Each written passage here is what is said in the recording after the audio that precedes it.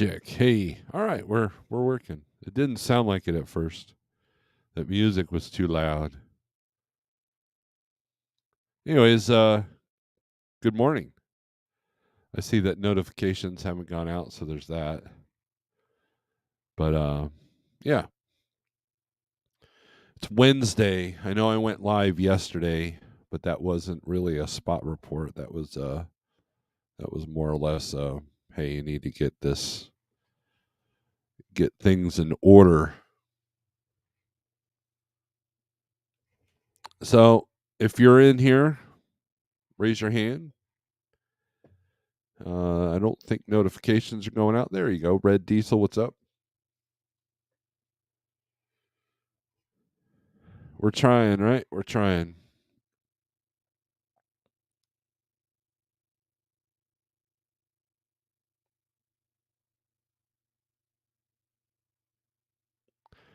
All right, guys. While we're waiting on this, let me take care of this real quick. Hold on.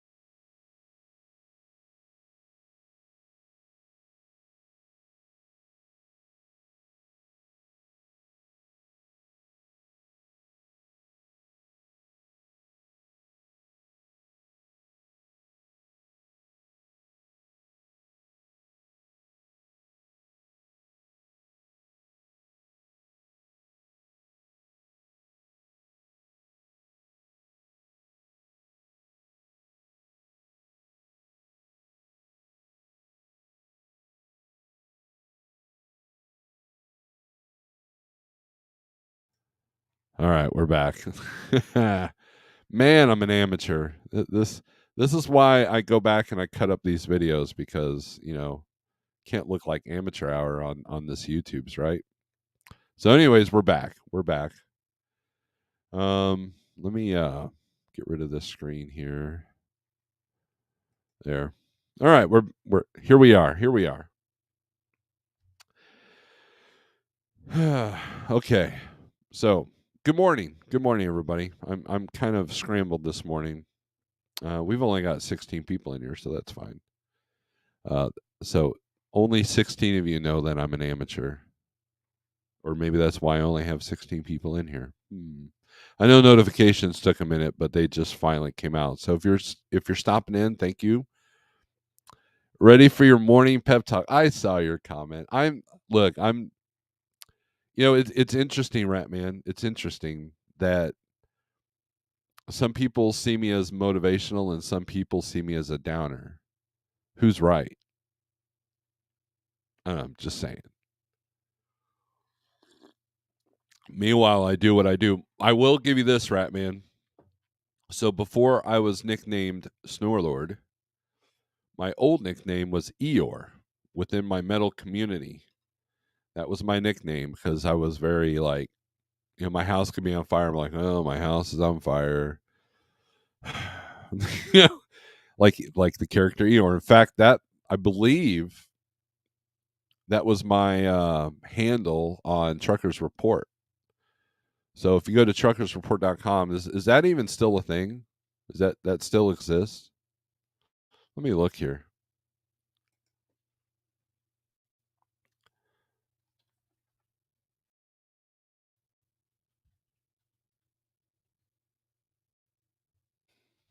Let me look. Truckersreport.com. Yeah, there it is. They have a message board. That's where I was at. So let me go back. Trucking jobs in 30 seconds. All right, so let's do a search. I doubt I'm. Let's see if what happens if I log in.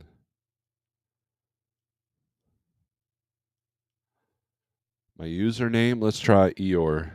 Eeyore. I have no idea what my password would be.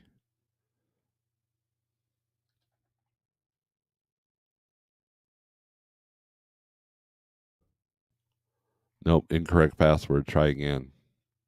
I don't even remember the email I used for this. Don't save. Anyways, we're not gonna mess with this now. That's unprofessional. Anyways, um, I am known as Eeyore on Truckers Report. Now I haven't posted anything in years, obviously, like years and years. Message boards became a thing of the past once Facebook kind of came in and said, "Hey." Actually, MySpace kind of started that too. But but yeah, I'm not. I can never be a cheerleader. I think the only thing that really makes me go rah is a good band like Crowbar. At the Crowbar show, there were some people there that was looking at me going, "Wow, Steve, I've never seen you that animated at a show in quite a while." I'm like, "Well, yeah, Crowbar's one of my favorite bands." As I've gotten older, now the younger Steve would be all over the place. Younger Steve would be, I don't know. I don't think I'm intelligent enough to be a motivational speaker. I think that takes some intelligence. It takes some finesse. It takes a little bit of acting. I'm not a great actor, and that's why I was never really a ladies' man because I'm not. I don't know. Kind of the other YouTubers call me Boar Lord, so there's that. But I mean, what are you gonna do? If you are over emotional all the time, people see that as a weakness and can manipulate. So, anyways, um, it's Wednesday. I've been doing pretty good with rates because I'm keeping the trucks in the right area and right areas.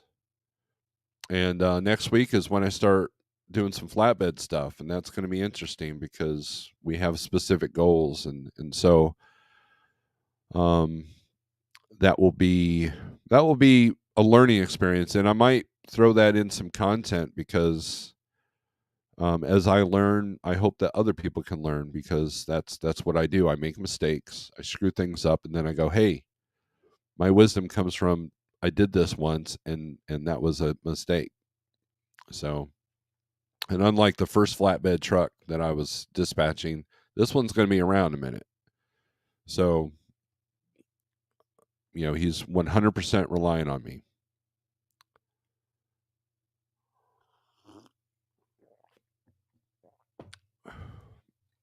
I'm gonna highlight right, man. That's an excellent idea, and I believe CDN gave me a good spreadsheet. Let's see if I can find it here.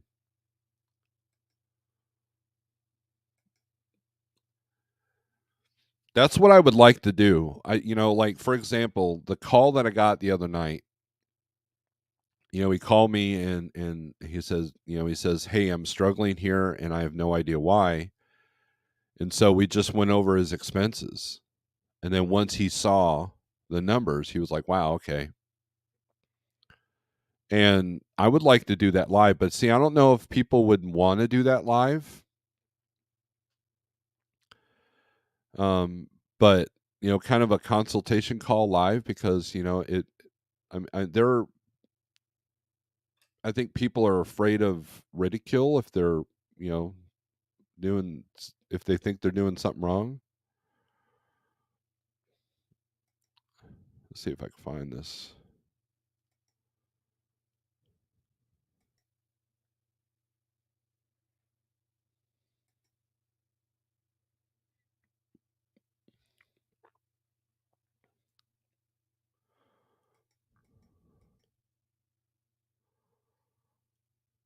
All right, so let me share the screen. But right, man, that's a great idea because if doing numbers stresses people out, then maybe we can take that stress out of there. So let me.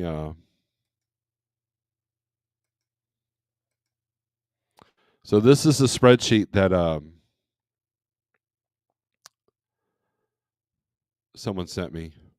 CDN, he sent me this. And so as you can see here, rate cost calculator, percentage to driver, line haul mile 600, deadhead miles 100, total miles 700. Uh, gallon of fuel, basically 6 miles a gallon. Average cost in fuel lane 550. Then you got driver pick drop rate. That's if because he's LTL, he does a lot of LTL. So, and then obviously in this spreadsheet, he's paying person deadhead. In some companies like I believe like companies like where you're leased on, like a lease purchase deal or straight lease, they will pay you deadhead miles. That's one of the things about the spot market a lot of people don't realize is that the only time you're going to get paid deadhead miles is if the broker calls you and he needs you specifically and they're trying to entice you to get to that load.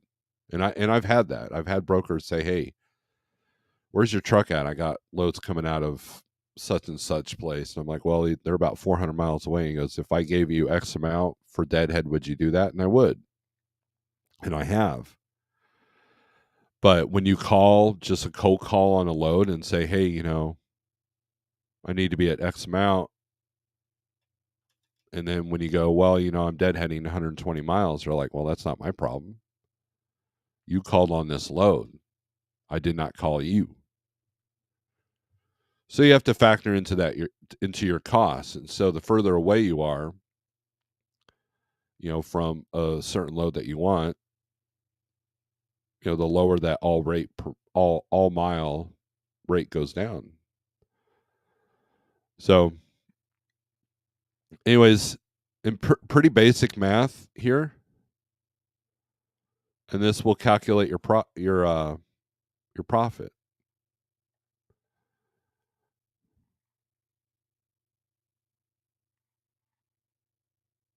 So, I have not messed with this a whole lot. I believe Big Rig CO he had a something similar on his YouTube, where he would give you a spreadsheet. So, but no, it's a great idea. Ratman says it's an excellent spreadsheet. Yeah, CDN's a smart guy, and so the thing about spreadsheets is that people tend to be intimidated by them.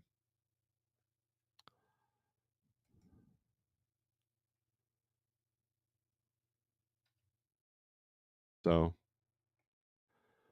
um, and they can be intimidating. So on this particular load, you have 600 line haul miles, 100 deadhead miles. So all miles is 700. Estimating 6 gallons or 6 miles per gallon. So 117 gallons of fuel at 550 comes out to 641.67. And then you got to stop pay,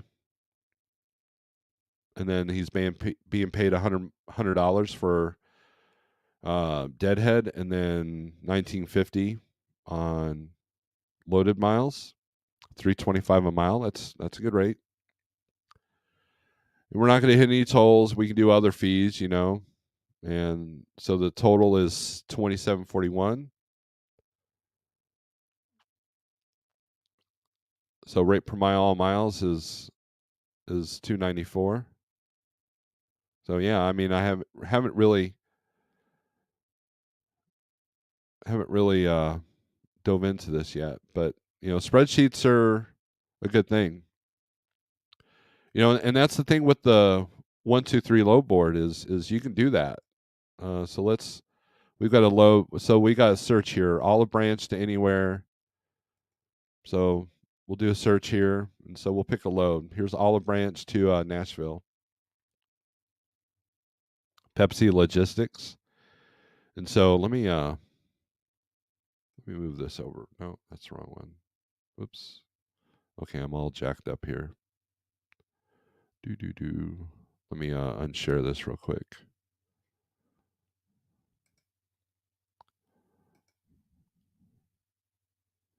No, it's not going to let me do it.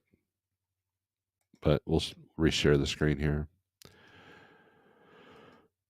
You have a profit calculator. So you get over here to your right, and you can do the miles, the rate per mile, and the average. So whatever you get this for. Let's say you're going to try it for X amount. You put in the revenue. Let's put in 900. Okay. So that's 417 a mile. And then on your fuel costs, 6 miles a gallon at 449 a gallon. So your fuel cost should be $161. It's a shorty. Additional costs, you can put tolls, dispatch fee, 5%. If you're whatever carrier, like if you're self-dispatch, put in the percentage that you make. Put in like we get 80 over here, so we'll put in 20%. And so total profit is 258 a mile.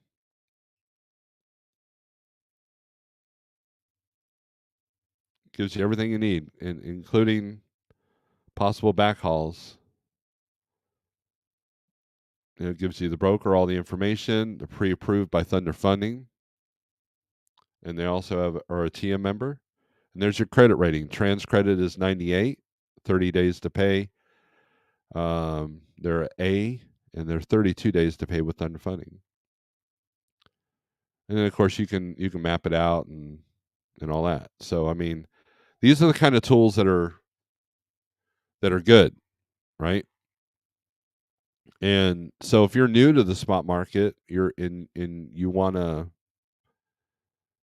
try these tools out, or let's say you're looking at wanting to be in the spot market.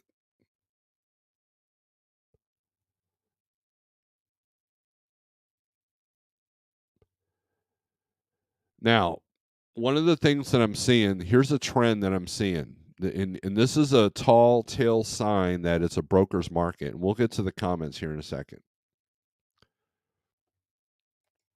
Is I keep running into and brokers that don't want to set up new carriers. In other words, they just want to get the low book. They don't want to do any setups. What a lot of people don't realize is RMIS costs each time a broker has to use it to set somebody up. So brokers are starting to cut their costs a little bit. Now, if I'm wrong, someone please correct me so I don't sound like an idiot more than normal. But so and then you have people that just don't want to deal with that. They need to load the move now, and they don't want to wait for their company, to take 20 minutes to, do the approval and all that. So I'm starting to see a little bit more of that than I've ever have when calling on loads, and I'd be curious to see if you guys are seeing the same thing. So, all right, so we got red diesel. Nomadic Brit 55 today. Yeah, it's going to get chilly come Saturday. Regardless of where you're at. Max Force, good morning. Happy birthday. Why is it my birthday? Mr. Charles, good morning. Cattle hauling, what's up? Pam, good morning. Getting the pep talk. Grafton. And then Ratman laughs at me. Jeremy Rice, good morning. I was just watching you from yesterday's show. Yeah, so what I did with that live feed, it was kind of, look, I know that my intro can be kind of annoying, but it allows time for people to come in, and it allows me a chance to kind of turn the video into subscribers only, can chat, so kind of keeps, helps the analytics when you do that. And,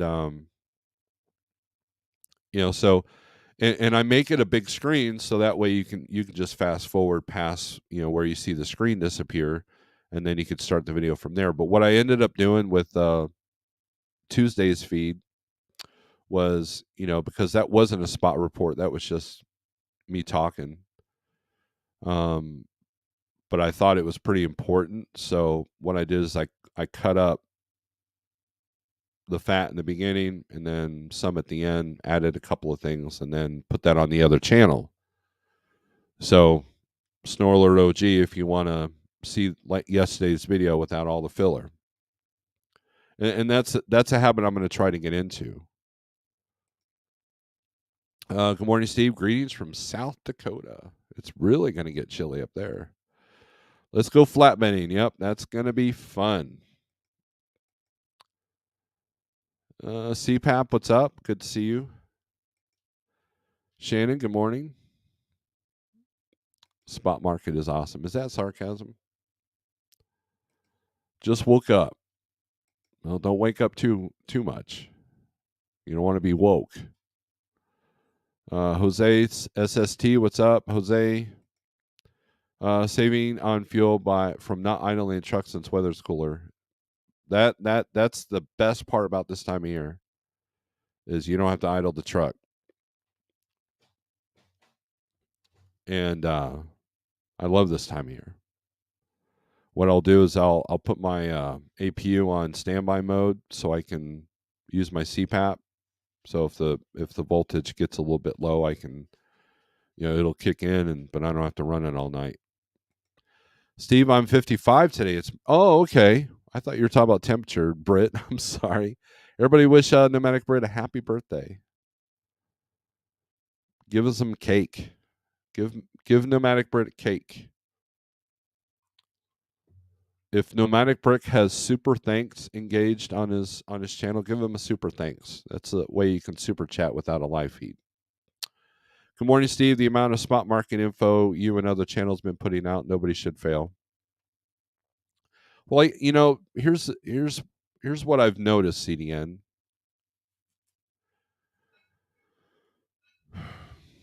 And let me put I'm going to do this here. Let me put the hot market map up here as a background.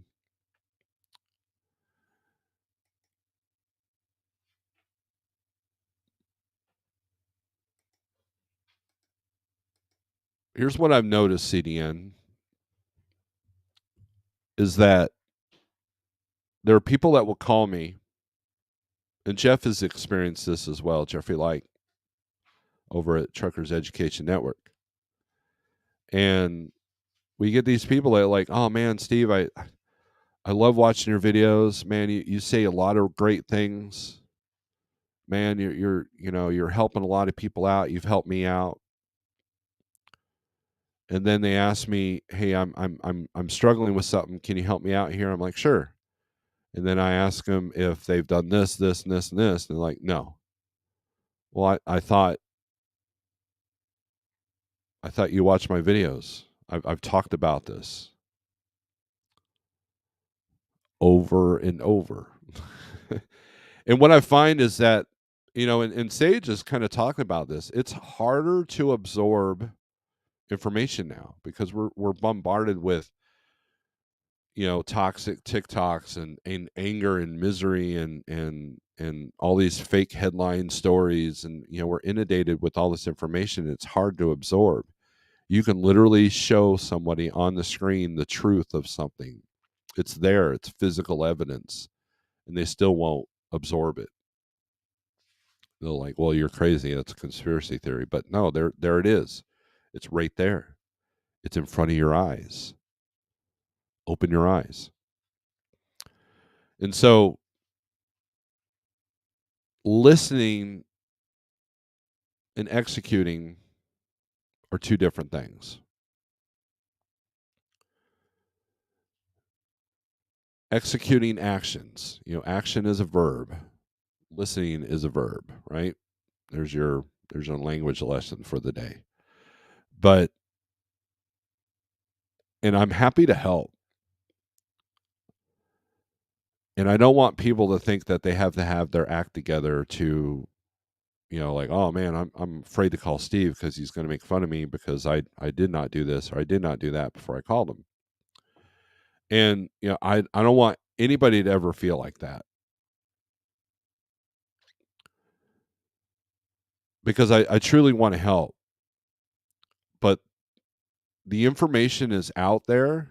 It's here. It's on Jeff's channel. It's on DIY. Had a great live feed last night. Cassius King puts out some good content. There's there's a host of others. I don't want to start naming people and then miss some people and then offend them. But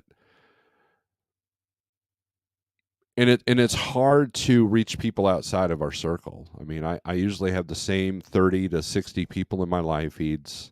I have the same people that comment. It's interesting when someone comments on a video from a couple of years ago, and I look at the comments from that video, and there are people I don't see anymore. And so I get it. This stuff can get old after a while,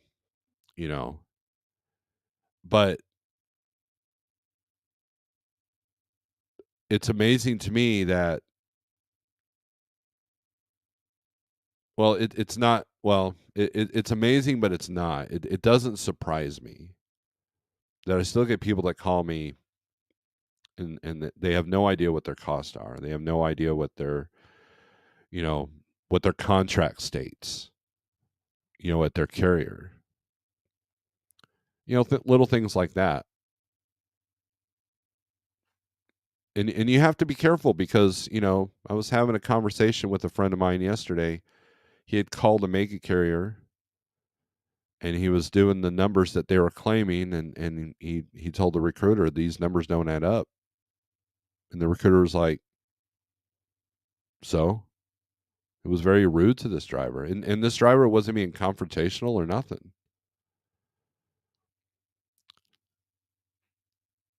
They don't want you to do the homework.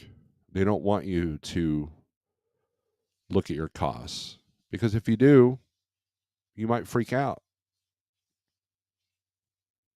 So I mean that's so I mean, if you call me and you don't even have an idea of what your expenses are, that's the first thing I'm going to ask you. If you're sitting there like, hey Steve, I'm struggling, I'm going to go, well, what's your cost per mile? What's your cost per day? Where do you run? what platform, dry van, reefer, flatbed, or step deck, what areas you run, where do you live. All these things take into account. Somebody that lives in North Dakota is going to have a different experience than someone that lives in Arkansas. Someone that lives in Washington, runs nothing but the West Coast, is going to have a whole different experience than somebody who lives in, Florida. So these are the things that you want to have in your head anytime, whether you call me or not. I saw Nomadic Brit. He was 55, so I wish him happy birthday. There you go. Everybody saying happy birthday. The way you clip both those videos is awesome. I watched them both again. Nice work. Well, thank you, Shannon. Shannon's, I think, is one of my biggest fans, and I appreciate her. It's always a broker's market. that's true. Toby Morrell, what's up? Jerome, Sean. Stay in the green zone is the way to go. And look, here's why I say that, okay? And why CPAP says that is because very rarely do you have to fight. Well, no, let me backtrack. That's not an accurate statement.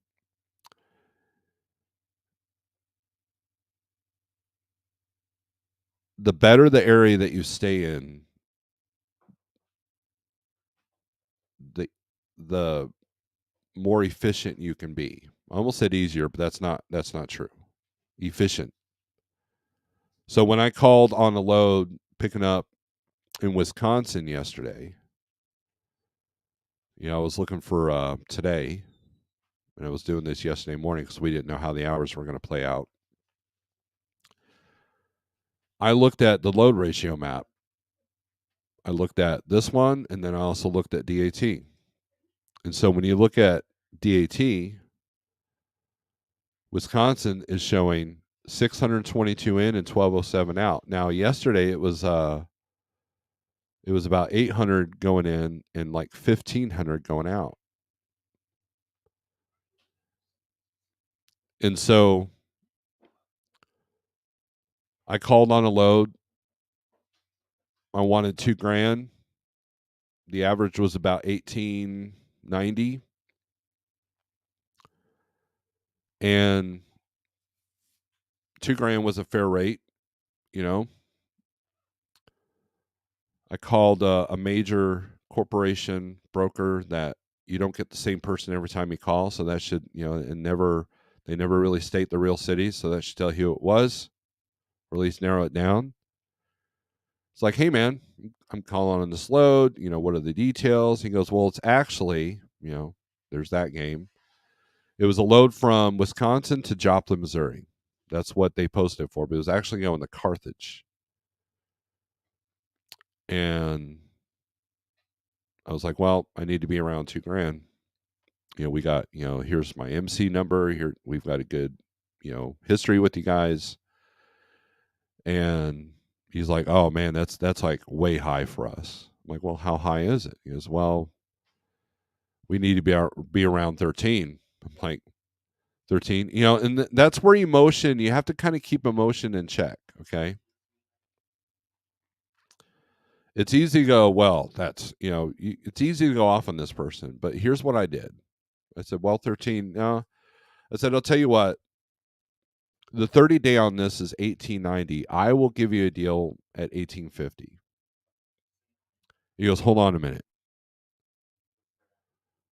So evidently he had to get a supervisor because I just threw a negotiating tack that maybe he wasn't familiar with.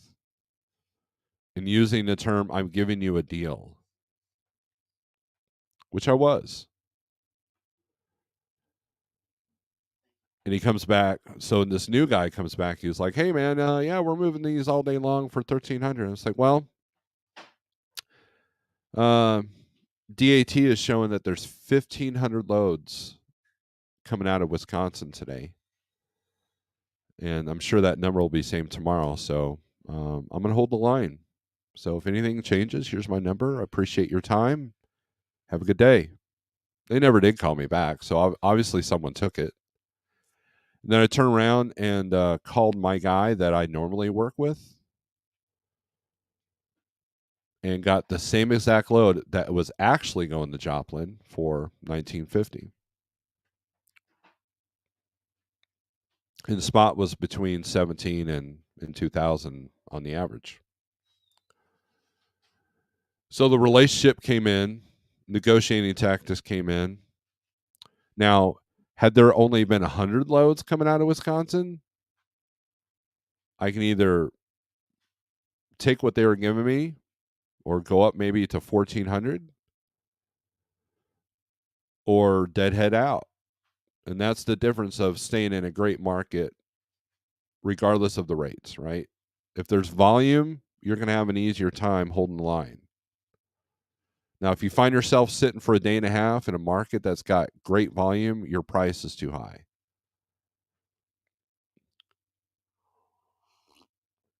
It's a balance technique. You can rake them over the coals and maybe get that one home run, or you can give them a reasonable rate that still suits your needs and keep moving. And if that isn't your game, then you're in the wrong game because that's how it's played. Mr. Mallory, I sent you an email. I don't know if you've replied to it yet or not. The person that we need to talk to is going to be in at 8, so we'll deal with it then. Let's see. In carpentry, there's always guys with the latest, greatest tools and gear, but no skill set. That's true. Stuart, good morning. I guess challenge to some is execute knowledge is they came to the spot market to do it their way. And look, CDN, that's kind of what yesterday's video was about. That's how I did it. I'm gonna self-dispatch myself. And I'm gonna do it my way. So I'm not even gonna watch YouTube videos that are trying to help me.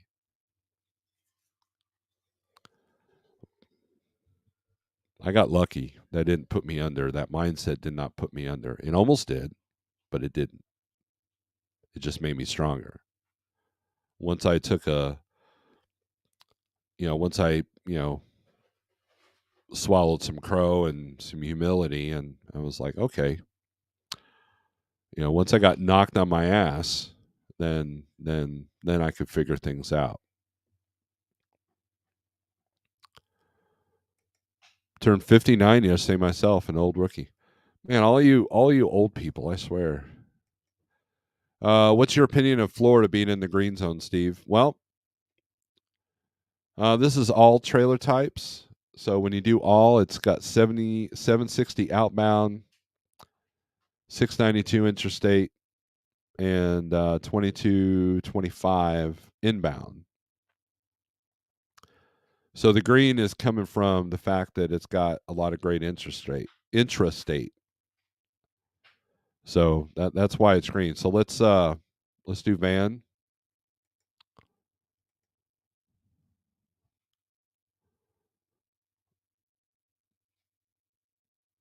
Like, West Virginia is red. It's always red. 73 outbound, 2 intrastate, 64 inbound.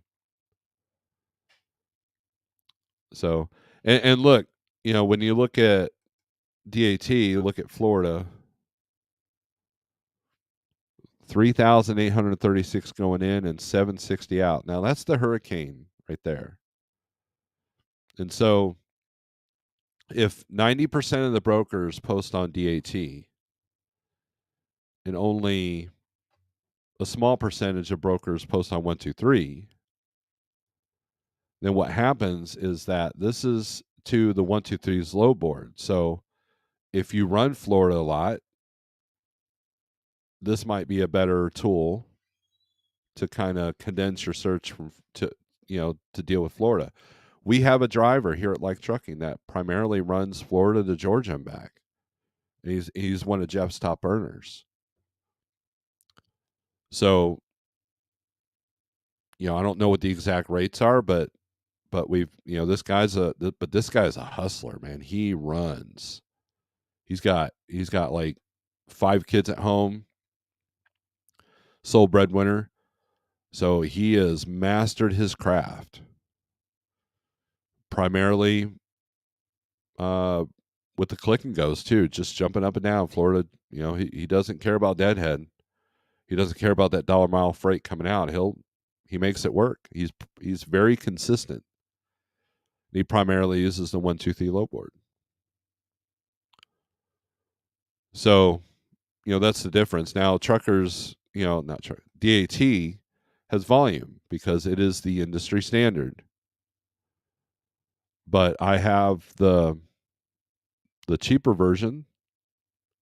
I don't have the hot market maps. I just have this load ratio, and this has been accurate for me. If you see dark blue, that's a good thing. Sammy makes sense. He does a lot of reports off for DAT because he's endorsed by DAT, just like I'm an affiliate for 123. I'm not going to sit here and say 123 is better than DAT, but I'm also not going to say that just because you have DAT, it's you have everything you need. So the tools are important, and this has some great tools. A lot, especially if you're beginning. Now, if you're a master craft and you've mastered your craft, and um, this is just an additional tool. But I will say this is always consistent with what I see personally. These green states.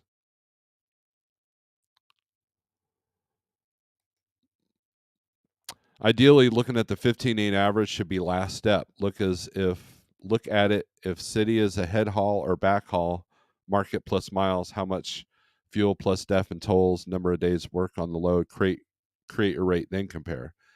And that's essentially what I do. The averages that you see are basically temperature gauges, is what they are. If you look at the 15 or 30-day average, say coming out of Wisconsin, going anywhere, and then you reverse the search, let's do that. Here's Kansas City to Laredo for van. Okay, you have 922 miles, 207 average, right? And then you flip it, you're actually going to make more money coming out of Laredo going to Kansas City. Now, that's not the amount you want to run for, if you can help it. It depends. You might be able to run all day long for that and profit. And that's the biggest thing, is what determines profit. What determines your profitability. And so if we switch this, let's flip this around and let's do Denver.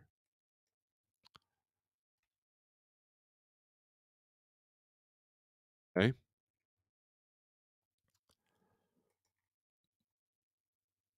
378 a mile to go into Denver, but if you flip this around, $1.26.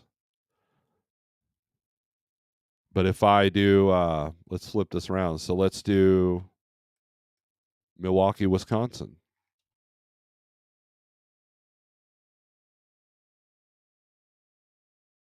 I always put an L in Milwaukee because I'm an idiot. All right. Get right. 207 a mile. But if you reverse it, you're going to get better rate coming out of Wisconsin. So that tells me, but it's fairly close, right? So that tells me that that's a good market both directions. That's the market that I try to stay in. And so what happens is people chase the money and they go into Denver not realizing, like, there's nothing wrong with going into Denver. But you got to realize that you're not going to get the same thing coming out, just like Miami. Let's do Miami here.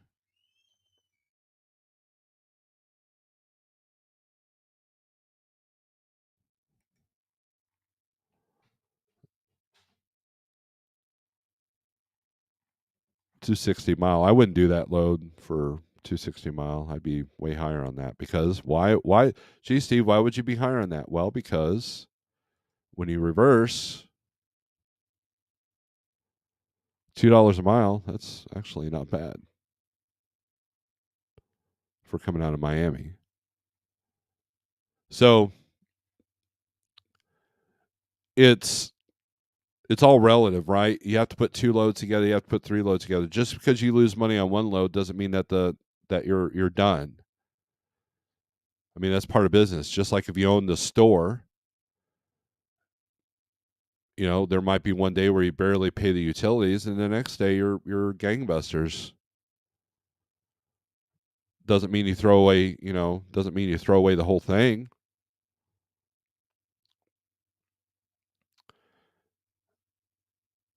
And so the average rates, to CDN's comment, is a good temperature gauge of what you're gonna kind of have to expect.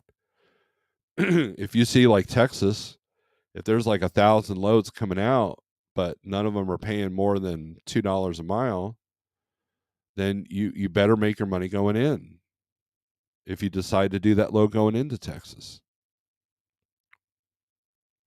Now, here's the other thing, though. A lot of people don't have the choice. Let's say that you did what everybody says, and like I hate brokers, so I'm going to get some direct freight. Oh, look, I have a direct shipper that has loads going into Colorado. So you're always in a dead market, right? You're always in a dead market when you arrive, and so you can't help it. So I can sit here and tell you all day, stay in the green states,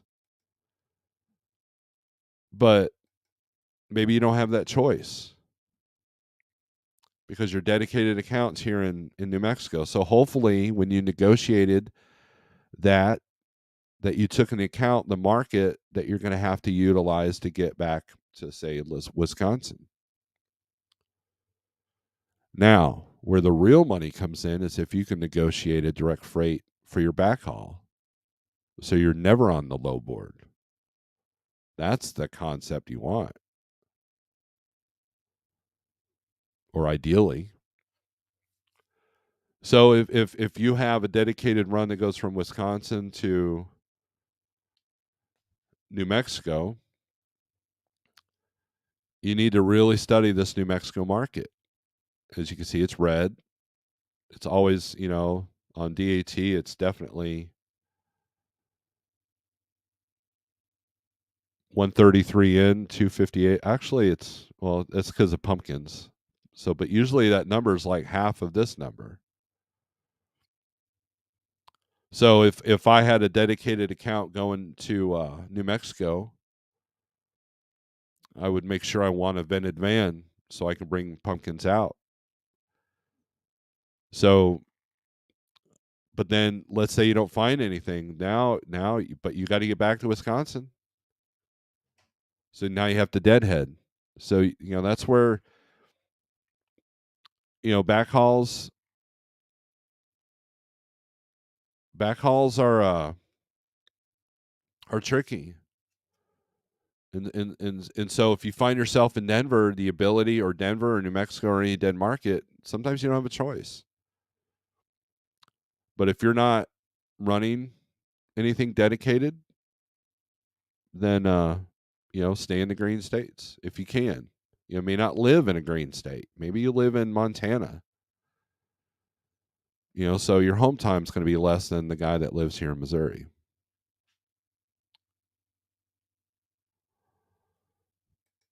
I'm so grateful for my broker relationships I've developed. Took time and great work history, and it's paying off. It's been paying off for me this week as well. Consistency is so underestimated in this industry. We all hold on for the home run, and you know what? Eventually, get burned, right, Stuart? No green in Florida.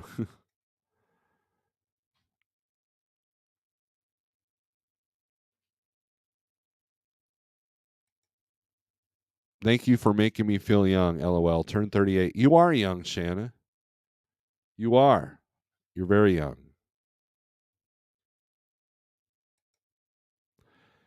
FYI, as a broker, if a shipper asks for a quote on a future date, I look at historical posts for carriers in that lane weekly versus the shipper sends a live load. I'm looking for best carrier now. That's good info. That's what I run. Florida and Georgia works for me. There you go.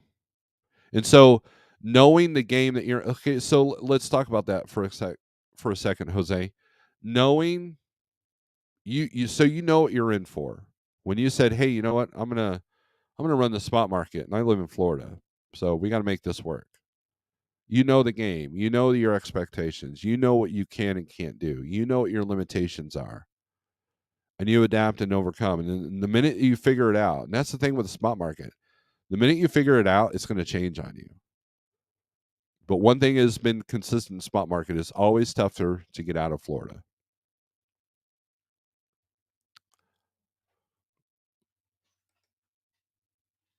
Just bought my winter gloves. It's getting cold early. It is. They're showing wind chills of 20, 30 and 20 there up in Minnesota, North Dakota and all that. Fate Trucking, thanks for the super chat. Keep dropping knowledge. Speaking of super chats, man, I'm jealous. I watched Cassius King rake up about $600 in his latest live feed, and DIY did the same thing. I'm like, wow, you guys are killing it on the super chats. So I appreciate everything that people have done.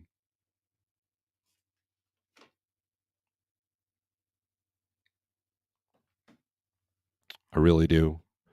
And and DIY's guys must be making good money. So there's that. Doing short hops is great. It keeps you close to home. Flip side is you may not win every day versus going out 2 to 3 weeks. Your average rate is more time to string together positive revenue.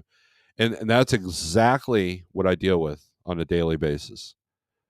When you run the short game, you have to be on it. You have to know your customers. You have to know your lanes. You have to know the limitations. And then one day it will just stop. Not permanently, but enough that it throws you off.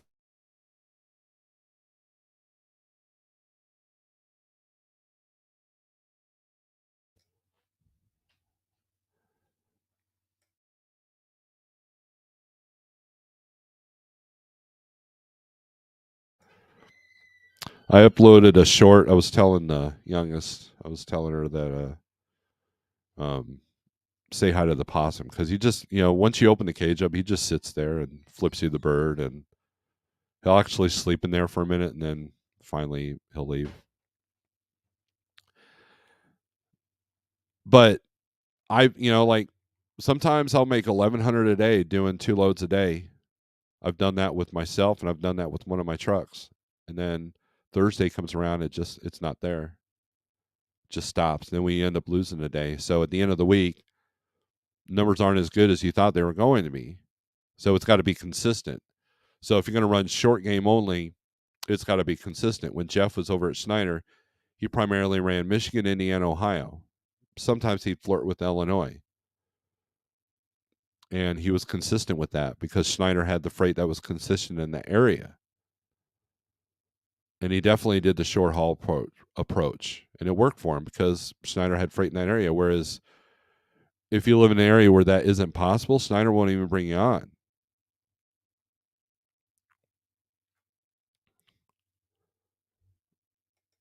Laredo is really booming to New York. Yeah, look, Laredo's kind of a unique town. If you're trying to get a load out of Dallas, let's look that up here. Let's do Laredo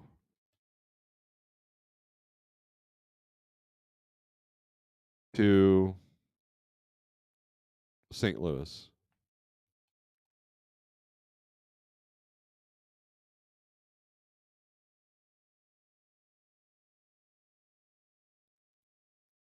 Really? All right.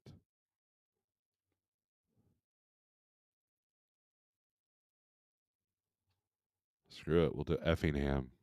I don't know why I won't find St. Louis. Effingham, Illinois. All right, so Laredo Effingham, the rate is dun, dun, dun, dun, 216 a mile.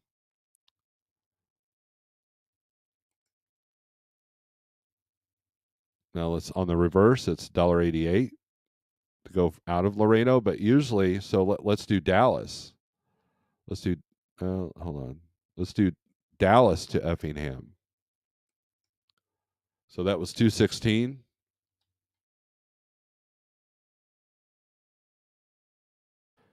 My internet is being dumb.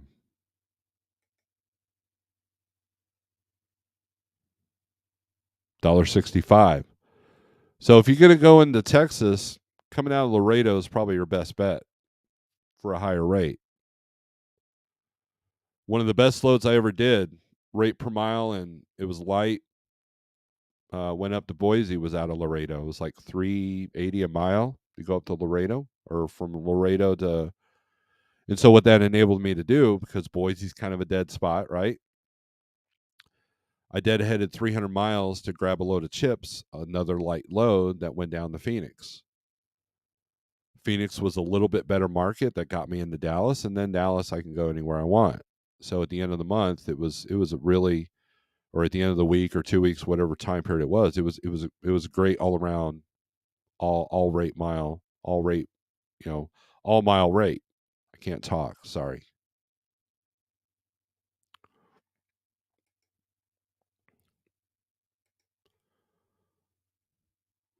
Oh yeah, I've been doing for 4 years, so you know the game.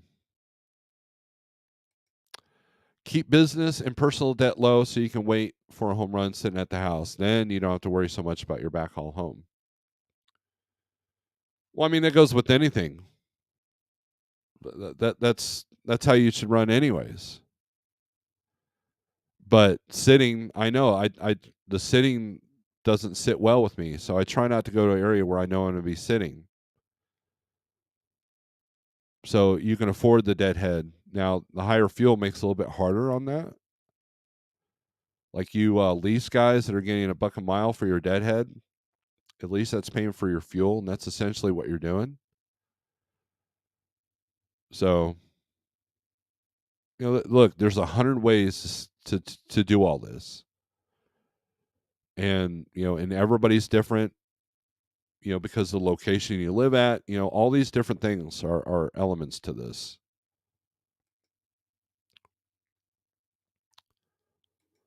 There has been snow in Nevada already. Yep, Montana and Wyoming, I believe, are seeing snow as well. You can always find a load down here, whether or not it pays what you want. It's a different story.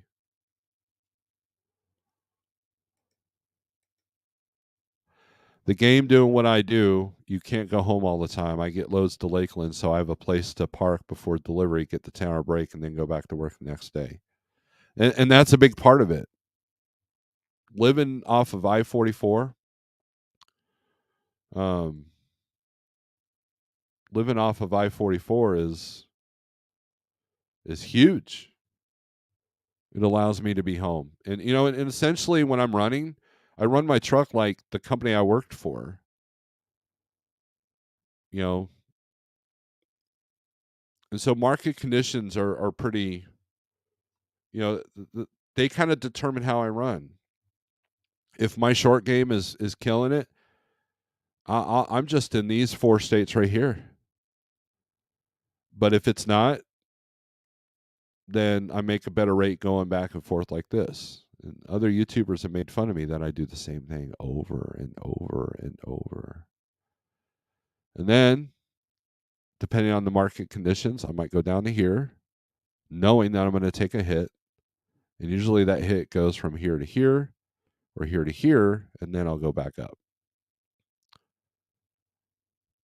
Usually it's Georgia to Oklahoma, and then that's where I get the best rate. But then I pick an area where I know I can get out, and then repeat, triangle, rinse, repeat. If I want to make if I want to deal with that, that's usually the summer one or the winter one. And then the other one I'll do is Missouri, Ohio, Ohio to Dallas, Dallas to Oklahoma, Oklahoma to Missouri. That's another one I'll do. In the summer, I haven't done it lately, but a good lane is Missouri to Michigan, Missouri to Wisconsin, Wisconsin back. There's always a lot of times I'll do Missouri to Michigan, Michigan to Oklahoma, Oklahoma to Missouri, Missouri back up to Wisconsin.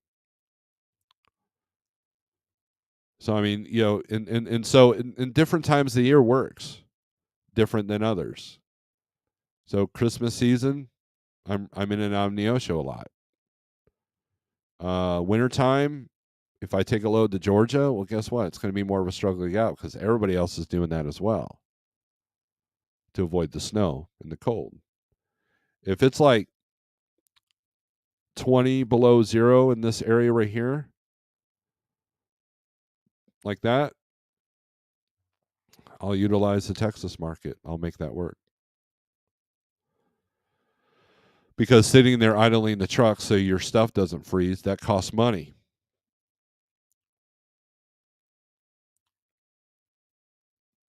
And pay attention to the weather when you go up to PA, because that could be a good lane back and forth from PA to Missouri. But PA is like, I think there's a rumor of a snowflake, so we're going to shut the interstate down for trucks.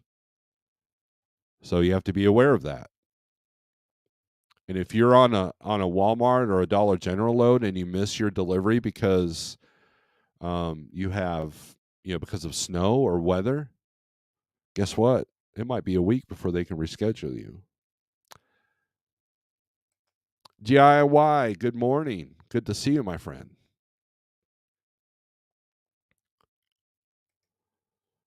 Good morning from bed, a real one. My home. Good deal, man. Good deal.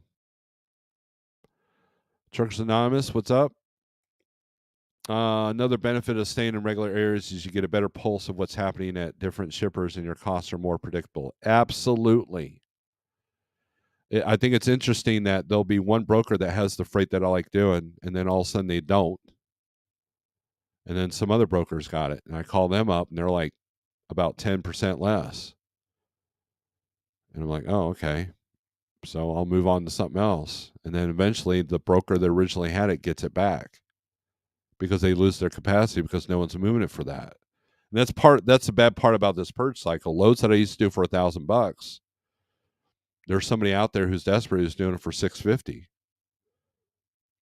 because the broker that acquired that was able to get that lower. So I mean it's part of the game.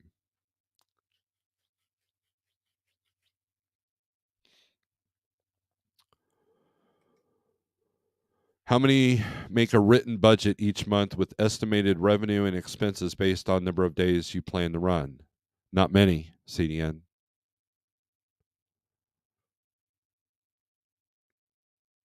Sometimes you do the math and you're like, oh crap, I need to be running 25 days, not 20 days. I've been that guy. Again, this is all from personal experience, not because I'm better than anybody else.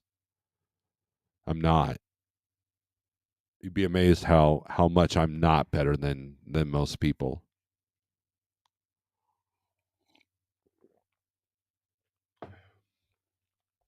But I do know that a budget is important. Look, even if you're a company driver,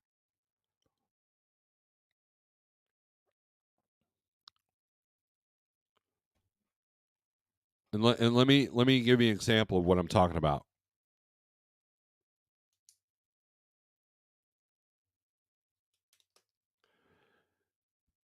If you're a company driver that's making mileage pay,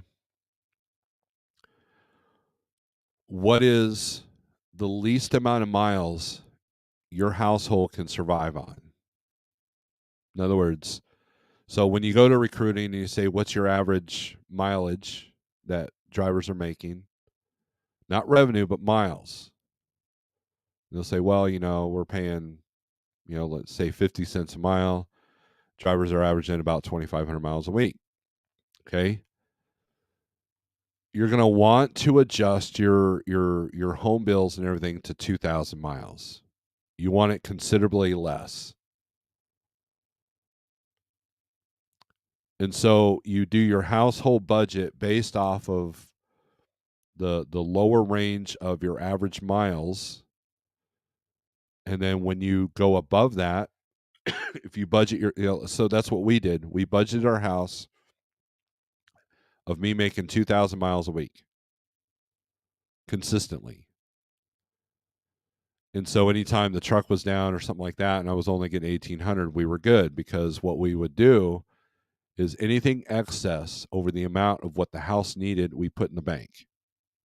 So if there was a family emergency and I had to be home for a week, I can deal with it. If the truck was down for a week and I didn't want to slip seat, we can deal with it. Or, we decide we want to take vacation. It's the same thing. Whether you're an owner or a company driver, you still have to budget. And people tend to think that because you're in control in the spot market, that you don't have to budget as much. And it's not like that, because how do you know where you're at if you don't have a map in front of you? And so as a company driver, we had money in the bank, and we don't live beyond their means. That's the other thing. Most people live beyond their means. And that's why the guy next to you that has the brand new truck, who overextended his credit, is going to take that load for 600 because he can't afford to sit at all. Well, I can sit there and hold out for the 1,000. But in this kind of market, holding out can affect you, and I've lived that. Now, if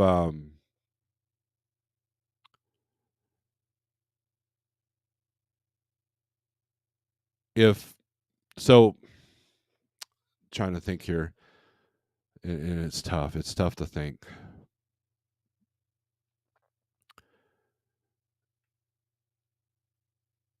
In this market, people are desperate. And so when you hear people like me or DIY say that there's too many trucks still to the load volumes that we have, it's because if you're going to outweight the desperate drivers and you're going to wait for them to go out of business, they just keep coming. We aren't quite into the purge cycle. We're on the brink of it, because I know a lot of people that are going out of business. Or I know people that are just like, you know what, this isn't worth it anymore. They're fine, but they just don't have the fight in them anymore, which is understandable. Sometimes I wonder if I still have the fight, because you have so many things against you. But you know what? You just got to keep on keeping on and enjoy what you do. And it's like Thomas Wilson said in another video, you know, trucking with money or trucking for money. It just depends on what your needs are. And if you enjoy trucking, you're probably in a position where you enjoy it because you've put yourself in a position where it's enjoyable. If you're having to be away from home and do these loads from New York to Washington to California to Florida, if you're constantly doing this, constantly going all around, and you never see home, would it be enjoyable to you? If you have a horrible home life and you run nothing but short haul and you're home all the time, would that be enjoyable to you? So it just depends on the person. There's no one size fits all. That's how it works. Pale Rider, what's up?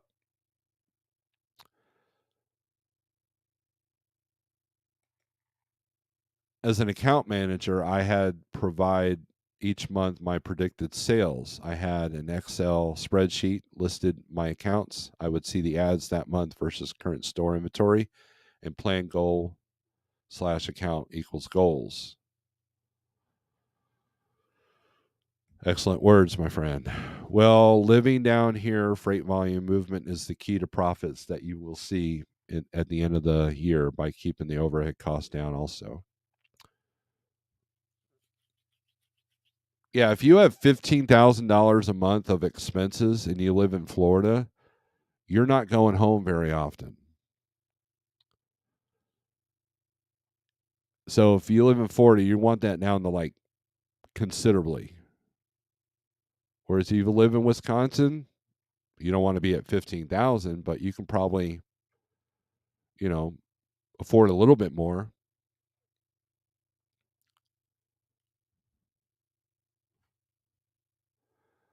I like this. Tennessee told me this yesterday. 2 meanings of fear: fear everything and run, or face everything and rise. I chose face everything and rise. And I think Facebook was listening to our conversation, Tennessee, even though I wasn't talking on the phone that has Facebook on it. But that meme came up, and I put that in my I put that in community, or I used it as a thumbnail for the other video on the other channel.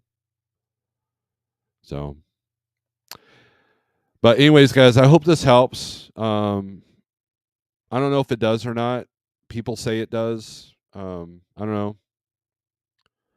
I'm I enjoy doing this. And if I was in the truck, I'd still be doing this. Maybe not to this level with the screens and all that, but it would, not, definitely not with a great audio mic.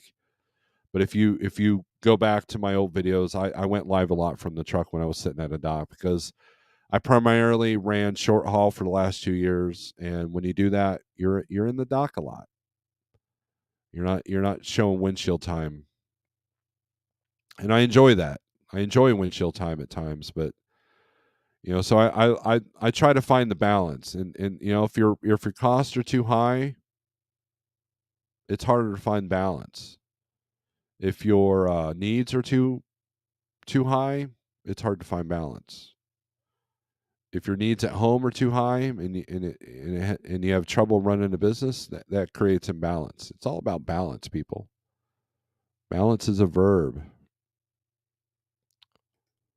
It's a constant moving thing. I encourage everyone for November, print out a calendar and circle days you plan to run. Based on area you run, write rate/day plus variable expenses a day. Fixed and planned maintenance gives you a 10,000-foot view. That's exactly what I do. When I'm running my truck, I have I'm not a load planner. I have a planner, calendar planner. And I write down the days that I worked. I write down the days that I was off for my per diem. And I look at my rate per day, my rate per mile, and how much I spent in fuel, all of that. And that gives me the area view. And I keep those. So the first 2 years on the spot market, I can look back. Well, last April I was dealing with this, and I noticed that there was consistency every single time until the vid came along, and then it kind of killed all the trends. But the gradual trends are still the same 3-year cycle when it comes to the spot market. I try to stick to a budget for every quarter because trucking is seasonal and there's always changes in these industries, especially in the spot. Jeff showed me numbers each quarter being about the same at Schneider. But spot, one quarter is definitely going to be better than the other. Now, the uptick in rates and volumes that I'm seeing, it's good, but it's not enough to save your business if you're already hurting. So maximize when you can. Jeff is finally here. Jeff has been MIA. I haven't talked to him in like 3 months. That might be an exaggeration.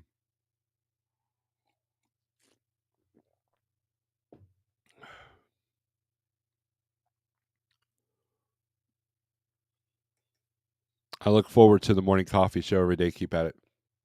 I try not to do them every morning. I think you, Jose, appreciate that, because eventually I run out of things to say. But doing a spot report Monday, Wednesday, and Friday, I think is my jam. And then Tuesday and Thursday, try to do recorded videos. I did go live yesterday because I was inspired. I have learned the hard way that if I'm inspired at night, not to go live because the numbers don't like me and everybody else is live. So, and they have a lot of people get draw a crowd way better than I do, which is fine. But anyways, in night times for my family, anyways. So, but CN, thank you very much. We're going to end this live feed. I appreciate every single person. I appreciate the super chats. I appreciate the support. Please, please hit the thumbs up. Let's get this channel even bigger, because I feel that sometimes there's a good nugget or two of information that might be able to help at least, somebody. And 48065 is the code for 123 if you want to try it for 30 days free, and then $35 a month from there on for all the tools that I haven't even tapped into.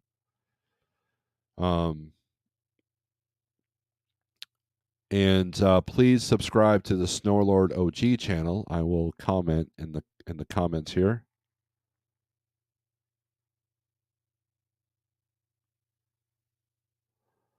I want to get that up above 500 so I can start doing community posts on that channel.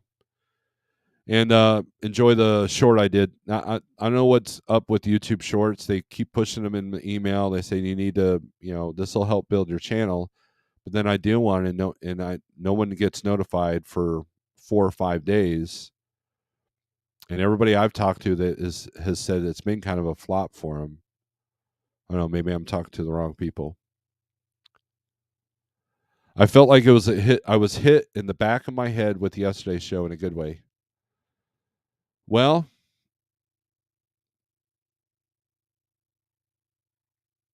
you're welcome. Sometimes it's no, it's not. I would say sometimes it's good to get hit back in the head, but I don't think so. As long as you're on, look, as long as people are honest with themselves and what's happening and what they're dealing with, you can survive anything. And there's still some good volumes on this load board on these loads here. And if you hate dealing with brokers and you're begging for the broker transparency, then you're probably in the wrong game. That's like wanting to join the NFL and say, well, you know what? I'm tired of people tackling me. So don't. And that's the entitlement. That's everybody gets a trophy. No one has to. I mean, if you guys knew the cost, does anybody here know the cost of an iPhone? What it takes to make it?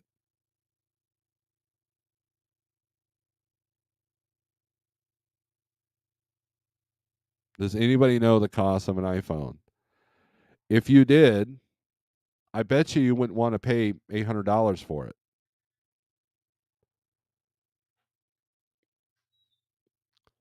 If you knew how much that that fountain soda that you bought at the restaurant, cost them, that you paid $3 for. It's the same thing. I don't want brokers knowing what I make. I don't want them to know my profit margin. I don't want them to know that my costs are X amount, so they can go, well, we need to be at 10% above that. So it's a recipe for disaster. Avert. Well, Jeff, I can't help it if you're late. You can go live after this if you want. I got work to do. Yeah, they're making a killing. Well, I mean, why do you think some of these carriers can afford to give you a new phone, free setup? If you set up with their phone carrier. Anyways, that's it. I'm done. Thanks for watching. Thanks for the thumbs up. Hit the thumbs up if you would. Subscribe if you're not subscribed. Let's get the other channel up there too. And strength for today, hope for tomorrow. All right, you'll be all right.